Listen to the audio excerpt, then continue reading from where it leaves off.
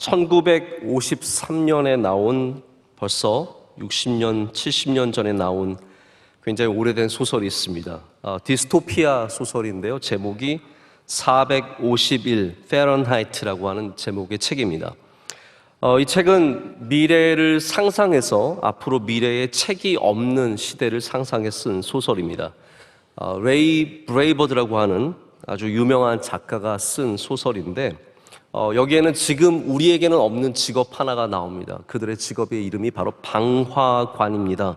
방화관은 소방관처럼 불을 끄는 사람이 아니라 반대로 불을 지르는 사람들을 방화관이라고 합니다.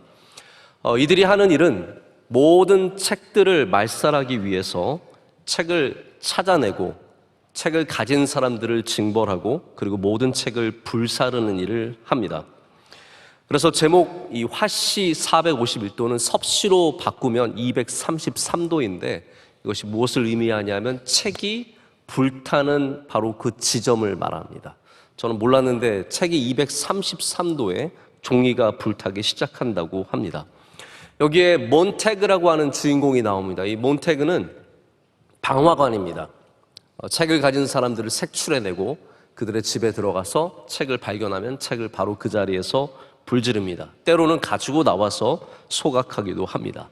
하루는 수천 권의 책을 갖고 있는 노인의 집을 발견하게 됩니다. 그래서 그 집에 들어가서 모든 책을 불사르게 되는데 이 노인이 그 책과 함께 불에 자신을 던져 죽습니다. 이 일로 인해서 몬테그는 큰 충격을 받습니다. 아니, 책이 뭐길래 이 책을 그렇게 지키려고 자기 목숨을 버릴 정도가 되는가? 이 책에 대한 궁금증이 생깁니다. 그 상관에게 책에 대해서 물어보자 그의 상관은 굉장히 어이없다는 식으로 답을 하죠. 내가 젊었을 때 나도 책 몇 권을 읽어봤는데 책 우리를 이상하게 만드는 것이다. 그 안에 있는 정보는 다 쓸데없는 것들이고 그걸 읽을수록 사람은 이상하게지기 때문에 책은 절대로 우리에게 도움이 되지 않는다라고 얘기를 해줍니다. 그러나 이 몬테그는 그때 봤던 일들로 인해서 마음에 굉장히 많은 도전을 받습니다. 그래서 그가 책을 불사르다가 한 권을 챙깁니다. 또 한 권을 챙깁니다. 그리고 책을 읽기 시작하면서 그의 삶은 변화되기 시작합니다. 이 브래드버드라고 하는 작가가 바라보는 미래의 모습은 무엇입니까? 우리 디스토피아, 유토피아에 반대되는 이 디스토피아는 역사가 없는, 기억이 없는 바로 그러한 시대를 말합니다. 의학적으로, 과학적으로 모든 기술에 있어서 발전했을지 모르지만 역사를 잃어버린, 기억을 잃어버린 시대는 바로 절망의 시대라는 것을 이 작가는 이 책을 통해서 우리에게 말하고 있습니다. 역사를 돌아보면 책을 불태운 국가들, 책을 불태운 정권들은 절대로 성공하지 못했습니다. 그런 일들을 많이 시도했습니다. 진시황이 실용적이지 않은 책들을 불사르고 유생들을 산채로 묻어버린 일이 있습니다. 우리 그것을 분서갱유라고 하지 않습니까? 그것이 진시황을 더 귀하게 만들지 못했습니다. 근래에 들어보면 나치가 책을 불태웠습니다. 그리고 중국 공산당이 문화혁명을 통해서 많은 책들을 불사르고 지식인들을 탄압했습니다. 캄보디아의 크메르루즈, 폴포트 정권이 또한 지식인들을 탄압하고 책을 불태웠습니다. 이렇게 의도적으로 역사를 부인하고 또 수많은 중동의 국가들과 우리 북한이 성경 소지를 금지하고 성경 소지했을 경우에는 적발될 경우에는 극형에 처하는 일들도 있는 것은 이 모든 나라들은 결국은 잃어버린 시대로 접어들 수밖에 없습니다. 오늘 우리는 본문에서 책을 잃어버린 나라를 만납니다. 이 나라는 좋은 나라였지만 책 한 권을 잃어버렸습니다. 바로 하나님의 말씀이 적혀있는 율법책입니다. 제가 주일날 이 모든 배경을 다 여러분께 역사를 자세하게 설명을 드릴 수 없으니까 최대한 짧게 간단 명료하게 여러분께 말씀을 드립니다. 저도 굉장히 노력할 테니까 여러분들도 조금만 노력해 주셔서 이 일을 좀 잘 이해하셨으면 좋겠습니다. 성경에는 곳곳에 하나님을 잃어버린 시대와 하나님을 잃어버린 사람들의 이야기가 나옵니다. 우리는 처음부터 이스라엘이 하나님을 기억하고 지금까지 기억하는 것 같지만 절대로 그렇지 않습니다. 사람들은 너무나 쉽게 하나님을 잊어버립니다. 애굽에 잡혀 있었던 430년 동안의 종살이 동안 이스라엘 사람들은 하나님의 기억이 희미해졌습니다. 그들은 무엇이 예배인지 알지 못했고 그들은 하나님의 말씀이 무엇인지 알지 못해서 하나님께서 그들을 바로 광야로 끌어내셔서 거기서 예배하게 하시겠다라고 말씀하셨습니다. 사사시대에 백성들은 하나님을 알지 못했습니다. 우상들은 알았지만 하나님을 알지 못했습니다. 심지어는 사사들조차도 하나님을 제대로 알지 못해서 엉뚱한 일들을 하는 것을 우리는 사사기에서 오랫동안 살펴봤습니다. 다윗, 이렇게 위대한 다윗이 하나님을 올바로 경배하고 그의 삶이 하나님께 온전히 향해 있었지만 다윗 이후에 이스라엘도 심각하게 하나님을 잃어버린 시대를 살아가게 됩니다. 여러분, 순식간입니다. 우리가 지금 하나님과 가까운 것 같고 예배하는 것 같지만 이런 하나님과의 가까움이 순식간에 우리의 삶에서 멀어지게 됩니다. 제가 지난 화요일 날 새벽 예배 때 순식간에 멀어진다라는 제목으로 말씀을 전했습니다. 정말로 그렇습니다. 수많은 것들이 순식간에 멀어집니다. 이스라엘은 순식간에 하나님과 멀어졌습니다. 여러분, 가까운 것이 영원할 것이다 라고 생각하면 큰 착각입니다. 우리 가까웠던 아이들이 장성한 다음에 계속 가깝던가요? 그렇지 않습니다. 모든 가까운 것들은 멀어지려는 힘을 동시에 갖고 있습니다. 우리가 힘들여서 눈물로 땀으로 지켜내지 아니하면, 하나님의 은혜가 있지 않으면 모든 가까운 것들은 다 멀어지게 되어 있습니다. 신앙도 마찬가지입니다. 오늘 본문이 나와 있는 열왕기 상하에는 이스라엘의 왕들의 이야기가 담겨져 있습니다. 여기에 나오는 수많은 왕들이 처음에는 하나님과 가까웠지만 점점 멀어지는 일들을 우리는 얼마나 많이 봤습니까? 솔로몬이 그랬습니다. 솔로몬이 하나님께 1000번제를 드렸습니다. 여러분, 1000번제 우리 새벽 예배 드리신 분들 계시는데 누가 1000번제를 우리 원로 목사님 만드신 게 아니라 솔로몬이 시작했으니까 솔로몬에게 뭐라고 하십시오. 솔로몬이 1000번제를 하나님께 열정을 갖고 나갔던 사람. 여러분, 누가 1000번제 1000번의 번제를 하나님께 드릴 수 있습니까?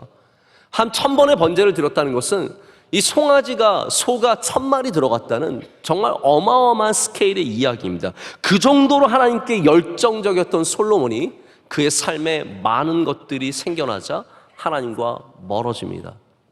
그의 삶에 수많은 재산과 수많은 여자들이 생기면서 솔로몬은 결국은 하나님을 등지고 우상을 숭배하고 그의 삶이 하나님과 완전히 멀어진 것을 우리는 성경에서 보게 됩니다. 가까웠던 모든 것들은 멀어지려는 힘을 갖고 있습니다. 부부도 마찬가지입니다. 가까웠지만 멀어지는 거 한순간입니다. 친구도 마찬가지입니다. 감동이 사라지면 함께 보내는 시간과 함께 있는 공간들이 점점 줄어들수록 이 모든 가까웠던 것들은 죽은 기억에 지나지 않습니다. 다윗과 솔로몬 이후에 이스라엘은 남과 북으로 나뉘었습니다.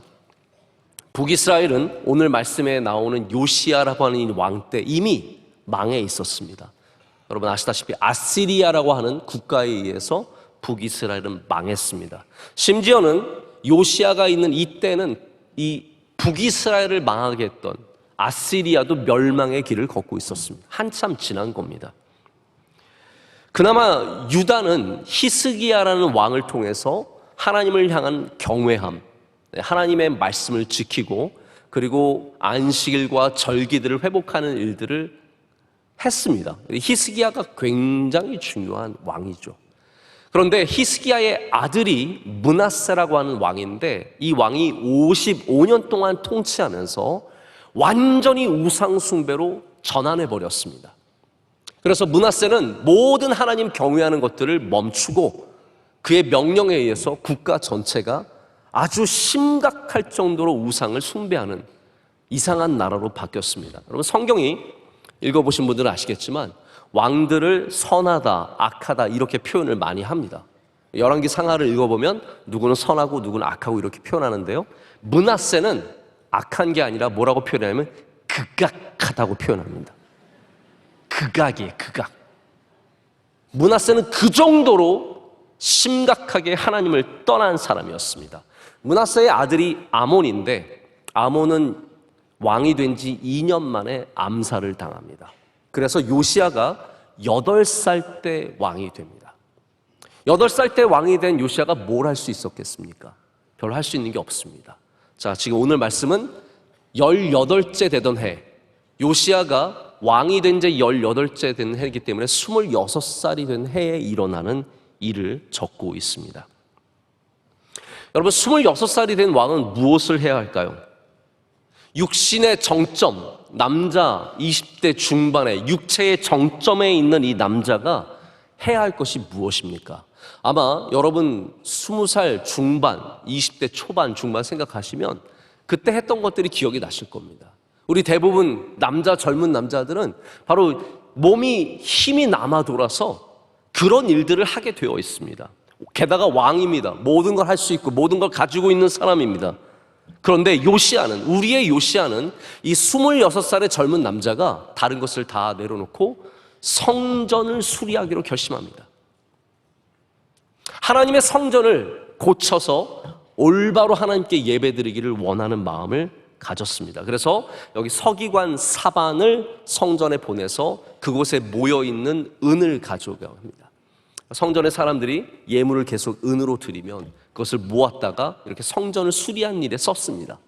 사반이 가서 은을 모으는 가운데 그곳에 숨겨져 있었던, 감춰져 있었던 율법책을 발견하게 되고 그것을 가져와 요시야 왕에게 내놓는 것이 바로 오늘 말씀의 내용입니다.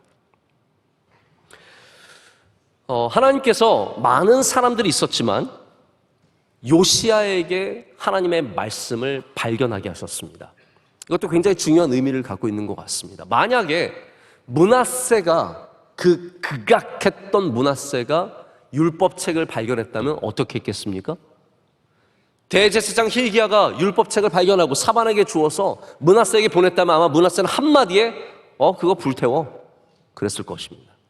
그거 필요 없어, 불태워, 버려. 그런데 요시야는 그 말씀을 받고 읽은 다음에 눈물이 나서 견딜 수가 없었고요, 옷을 찢으면서 하나님께 나가서 회개하게 됩니다. 여러분, 하나님께서 모두에게 말씀하시지만 그렇지만 모두에게 말씀하지 않으십니다.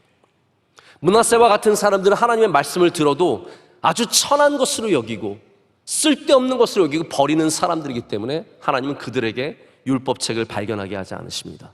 그러나 요시야와 같이 하나님을 경외하는 사람, 하나님의 살아계심을 알고 하나님을 경외하는 사람에게는 하나님께서 말씀하시는 은혜를 주시는 겁니다. 여러분, 하나님의 음성을 듣기를 원하십니까? 왜 하나님께서 나에게 말씀하지 않으시지? 하나님의 말씀을 귀하게 여기십시오. 하나님의 말씀을 소중하게 여기면 그 심령에 하나님께서 말씀하여 주시는 겁니다. 좋은 일을 하면 좋은 일이 생깁니다.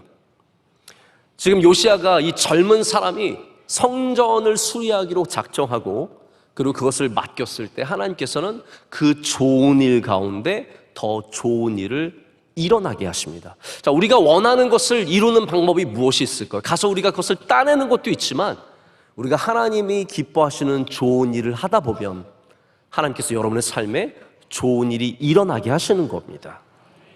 묵묵히 하나님의 일을 하고 있다 보면 하나님께서 좋은 것을 더해 주십니다. 하나님께서 그래서 이 6월절이 다시 갱신되고 모든 우상들이 다 사라지는 일에 이 요시야를 사용하십니다. 우리 보통 이제 성경을 잘 이해하시고 공부하시는 분들은 아실 텐데 이 왕정 시대의 종교 개혁이 두 번 일어납니다. 한 번은 히스기야 때고 두 번째는 바로 오늘 말씀이 일어나는 요시야 때입니다. 히스기야도 종교 개혁을 열심히 했습니다. 그래서 우상들을 불태우기도 하고 많이 했지만 요시야가 완전한 종교 개혁을 한 유일한 사람입니다. 요시야는 오늘 이 발견하는 율법책을 보고 하나님 앞에 처절하게 회개한 다음에 그 말씀에 있는 대로 하나님을 섬기기 시작합니다. 6월절이 원래 사라졌었습니다. 그 어느 누구도 6월절을 지키지 않았는데 요시야 때 처음으로 6월절을 지킵니다. 수많은 우상들이 있었습니다. 아세라라고 하는 우상은 나무로 만든 우상입니다. 길쭉한 나무의 형태를 갖고 있어서 아세라는 항상 이렇게 꽂아 놓습니다.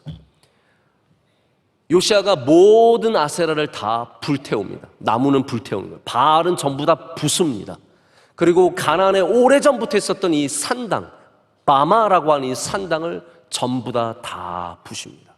철저하게 하나님 앞에 이 모든 것들을 말씀에 맞추어서 개혁하는 요시아에게 하나님께서 율법책을 찾는 은혜를 주시는 것이죠. 이 율법책은 많은 학자들이 얘기하기를 신명기나 모세오경일 것이다 라고 얘기를 합니다. 율법책을 히브리어로는 여기 나오는 말씀이 세페르 하토라입니다. 하토라, 토라가 말씀, 율법이 적혀있는 책이라고 생각하시면 됩니다. 그래서 어떤 말씀이 되었든 간에 우리가 뒤에 나오는 이 모든 요시아가 하는 말을 보면 신명기일 가능성이 굉장히 큽니다. 왜냐하면 하나님께서 하나님의 율법을 지키는 자에게 복을 주시고 지키지 않는 자에게 저주하신다는 그 말씀이 나오기 때문에 아마도 신명기일 가능성이 크지만 중요한 것은 이것이 율법이 적혀있는 책, 즉 하나님의 말씀이 기록된 책이라는 것이 훨씬 더 중요한 의미를 갖고 있습니다. 하나님께서 언젠가 누군가 하나님 경외하는 사람이 이 책을 찾아서 하나님 경외함을 이 땅에 다시 회복하게 하시기 위해서 숨겨 놓았던 것입니다. 하나님은 때가 되자 그 책을 발견하게 하셨습니다. 여러분, 바라기는 너무 늦기 전에 우리도 하나님의 율법책을 발견하는 은혜를 누리기를 원합니다. 여기 결코 사라져서는 안 되는 것이 있습니다. 믿음의 기억, 은혜의 기억, 하나님의 말씀에 대한 기억입니다. 우리가 하나님을 경험하는 가장 기본된 것이 말씀입니다. 우리가 하나님의 말씀 앞에 설 때 우리는 하나님을 만납니다.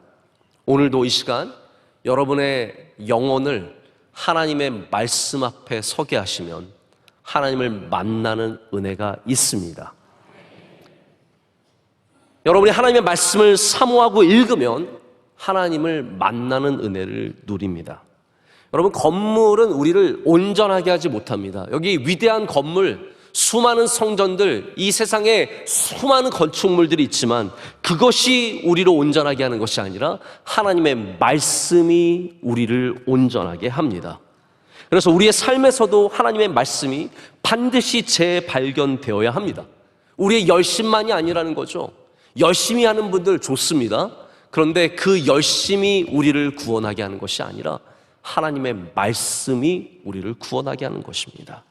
열심히 여러분의 인생을 잘되게 하는 것이 아니라 하나님의 말씀을 순종하는 것이 우리의 인생을 잘되게 합니다.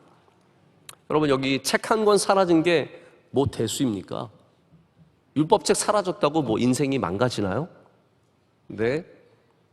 제가 처음에 말씀드린 화씨 451도라는 이 책, 451 페라나이트는 책이 없는 곳이 디스토피아라고 얘기합니다. 유다 땅이 그 하나님을 경외했던 땅에 율법책이 사라지자 이스라엘은 천국인 유토피아가 아니라 지옥 같은 디스토피아가 되었습니다. 하나님의 말씀이 없는 곳, 바로 거기가 지옥 같은 곳입니다. 하나님의 기억이 없는 곳이 디스토피아입니다. 여러분, 오늘 하나님의 은혜를 기억하는 믿음을 회복하시기를 축복합니다. 사라지는 것들이 있습니다. 우리도 모르게 사라지는 것들이 있습니다. 살다 보면요, 왜 안 보이는지 안 보이는 것들이 있습니다. 분명히 내가 썼고 내가 중요하게 생각하고 내가 찾는데 어느 순간 갑자기 안 보입니다. 그렇게 펜도 사라지고 그렇게 티셔츠도 사라지고 그렇게 양말도 사라지고, 혹시 그런 경험 안 해보셨습니까? 여러분, 잃어버린 거 하나도 없으세요? 저는 살다 보면 왜 그게 없는지 이해가 안 되는데 없는 것들이 있어요. 저만 그게 많은 것 같은데, 제가 아끼는 여행용 토트 가방이 있습니다. 이거는 입구가 크기 때문에 뭘 막 집어넣기가 좋고 굉장히 가볍습니다. 쇼핑백처럼 가벼운 재질의 그러한 토트백입니다. 뭐 비싸지도 않은데 저는 이 가방이 해외에 출장 갈 때 그렇게 편하더라고요. 처음에 짐에 껴놓고 갔다가 나중에 짐이 늘거나 들고 와야 될 것이 있으면 거기다 이렇게 막 집어넣고 들고 오면 참 편합니다. 그런데 제가 이 가방을 무려 3번이나 잃어버렸습니다. 제가 오늘 그 한탄을 여러분께 좀 말씀을 드리고자 합니다. 제가 이게 한 번은 없어졌길래 처음에는 뭐 그럴 수 있지라는 생각을 갖고 굉장히 이거를 찾았습니다. 근데 어디서도 찾을 수가 없어서 막 찾다 보니까 이베이에 베트남에 하나가 있는 거예요. 그래서 제가 베트남에 돈을 내고 2달을 기다려서 그걸 받고 얼마나 기뻤는지 모릅니다. 다시 이걸 찾아놓으라고 탕자가 돌아온 것 같은 그 기쁨으로 너무너무 기뻐하며 안고, 그리고 다음 여행 쓰다가 그게 또 사라지는 거예요. 또 사라졌어. 이번엔 너무 낙심했습니다. 아, 내가 이렇게 정신이 없나? 내가 이걸 내가 아끼는 이걸 왜 잃어버리지? 하고 한참을 없이 지내다가 미국의 길을 걷고 있는데 어느 가게에 그게 걸려 있는 거예요. 그래서 하나님 또 만났습니다. 그리고 감사해서 그거를 바로 그 자리에 사서 쓰다가 지난달에 또 잃어버렸어요. 저는 그래서 잃어버린 이유를 알 수가 없어요. 왜냐하면 제가 사무실에 놨거든요. 근데 사라졌어요. 그래서 제가 저희 사무실 직원들 멱살을 다 잡고 한번 물어봤습니다. 도대체 어떻게 한 거냐? 도대체 무슨 일이냐? 어디로 간 거냐? 제 주변의 사람들에게 다 물어보고 집을 샅샅이 뒤지고 아무리 해도 없는 거예요. 이게 쇼핑백처럼 가볍고 그래서 그런지 어디로 왔다 갔다 하다 사라졌는지 사라져요. 여러분, 이 세상에는 왜 사라지는지 모르는데 사라지는 것들이 분명히 있습니다. 여러분의 삶에는 무엇이 사라지셨습니까? 쓸모없는 것들도 사라지지만 귀한 것들도 사라지고 우리가 아끼는 것도 사라지고, 제가 오늘 이 말씀을 드렸더니 일부 예배 끝나고 어떤 권사님이 저한테 요만한 카드를 봉투에 넣어서 주시는 거예요. 그래서 올라가면서 제가 봤더니 한마디만 딱 적혔어요. 목사님이 너무 아끼셔서 사라진 거예요.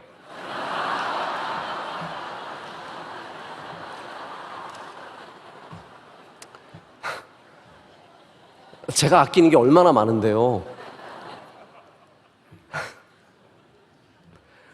아끼는 것도 사라지고 쓸모없는 것도 사라지고 귀한 것도 사라지고 안 귀한 것도 사라집니다.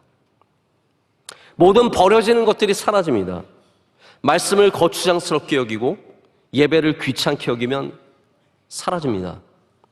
뭐하러 그렇게까지 예배하냐고 물어본다면 그 예배는 점점 사라집니다. 신앙만 그런 게 아닙니다. 가족 간의 모임, 귀찮다 사라집니다. 친구들과의 만남, 처음에는 바빠서 드문드문 보다가 결국은 사라집니다. 어디에서 사라지셨습니까? 제가 제일 답답한 게 어디에서 사라진지 모르는 것이 참 답답합니다. 요한계시록 2장을 보면 예수님께서 7교회에 보내는 편지가 시작이 됩니다. 가장 먼저 편지를 받는 교회가 에베소 교회입니다. 에베소 교회는 바울이 3년 동안이나 성경을 가르치고 귀하게 키운 교회이고 그의 후임인 디모데가 참 열심히 섬겼던 교회입니다. 그런데 그렇게 열심히 섬겼던 에베소 교회에 예수님께서 편지를 주셨는데 이렇게 적혀 있습니다. 2장 4절과 5절 말씀이에요. 그러나 너를 책망할 것이 있나니 너의 처음 사랑을 버렸느니라. 멀어졌다는 거죠. 가까웠던 너희가 그 사랑이 사라졌다는 겁니다. 그러므로 어디서 떨어졌는지를 생각하고 회개하여 처음 행위를 가지라. 만일 그리하지 아니하고 회개하지 아니하면 내가 내게 가서 내 촛대를 그 자리에서 옮기리라. 여러분, 우리의 마음 어디에서 사라졌습니까? 우리의 열심 어디에서 사라졌습니까? 어디선지 모르게 다 떨어졌습니다. 그래서 주님께서는 어디서 떨어졌는지 생각해 보라는 거예요. 우리가 잘 될 때 떨어졌는지, 촐싹거리다가 떨어졌는지, 밖에 많이 다니다가 떨어졌는지, 세상에 빠져서 살다가 떨어졌는지, 그때를 생각하고 가서 다시 그 율법책을 집어들라라고 말씀하시는 겁니다.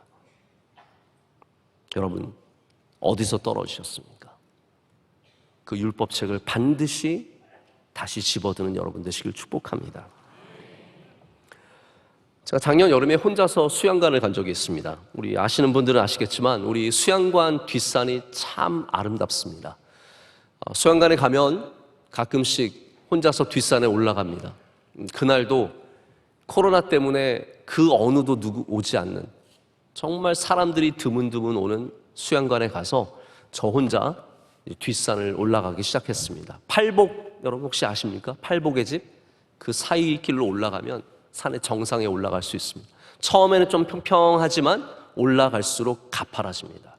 그 안에 아름드리 나무들, 100년 된 나무들, 잣나무들, 정말 멋진 나무들이 울창하게 서 있고요. 공기가 참 좋습니다. 여러분들도 수양관 가시면 꼭 그 길에 한번 올라가셨으면 좋겠습니다.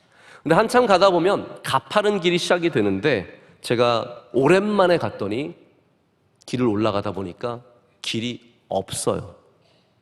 숲풀로 가득하고 길이 없어졌어요. 왜 그렇습니까? 그 많은 사람들이 오갈 때는 길이 있었는데 사람들이 다니지 않으니까 그 길이 다 사라진 겁니다. 숲풀을 헤치고 힘들게 길을 내면서 올라갔습니다. 정상에 올라갔더니 또 거기에는 나뭇잎이 많이 쌓여서 다시 길이 있습니다. 한참을 내려가서 이제 내려가야 되는데, 원래 거기로 내려가면 길이 있는데 길이 하나도 안 보이는 겁니다. 또 줄을 따라서 열심히 내려가면서 여기가 맞나 틀리나 계속 마음의 의심을 가지면서 힘들게 그 길을 헤쳐서 내려갑니다. 수풀이 가득합니다. 길이 보이지 않습니다. 여러분, 아무리 오래된 길이라도, 아무리 우리에게 익숙한 길이라도 다니지 않으면 길은 점점 사라집니다. 그리고는 그 길은 완전히 없어집니다. 우리의 삶 속에 다니지 않는 모든 길들은 점점 사라지게 되어 있습니다. 우리가 하나님을 점점 멀리하면 그 율법책은 완전히 우리의 삶에서 떠나버리고 우리는 하나님을 향한 기억을 완전히 잊어버리게 됩니다. 예배의 길도, 관계의 길도, 믿음의 길도 다 다니지 않으면 수풀로 가득한 그런 길이 되어버리고 맙니다. 제가 얼마 전에 사업을 아주 잘하시는, 훌륭하게 하시는 분과 함께 식사를 하게 되었는데, 이분은 교인이 아니세요. 교인이 아닌데 본인이 고백하기를 저는 술도 안 마시고 뭐 그렇게 얘기를 하시더라고요. 그런데 또 목사인 저를 굉장히 잘 대해 주시는 거예요. 그런 분들이 많지 않습니다. 그런데 한참 얘기를 하다 보니까 이분이 교인은 아니지만 교회에 다녔던 분이신 거예요. 그 아내 되시는 사모님이 결혼하기 전에 교회를 열심히 다녀서 아내한테 잘 보이기 위해서 교회를 다녔대요. 그리고 세례도 받았대요. 그런데 결혼하고 나서 이 집이 불자 집안이다 보니까 와서 다 함께 교회를 다니지 않다 보니까 지금은 아예 교회와 멀어지신 거예요. 여러분, 율법책이 다 그렇게 사라지는 겁니다. 처녀 때, 총각 때, 직장 다닐 때, 학교 다닐 때 열심히 그 길을 다녔지만 어느새 그 길과 멀어지고 율법책은 우리의 삶에서 완전히 사라지는 겁니다.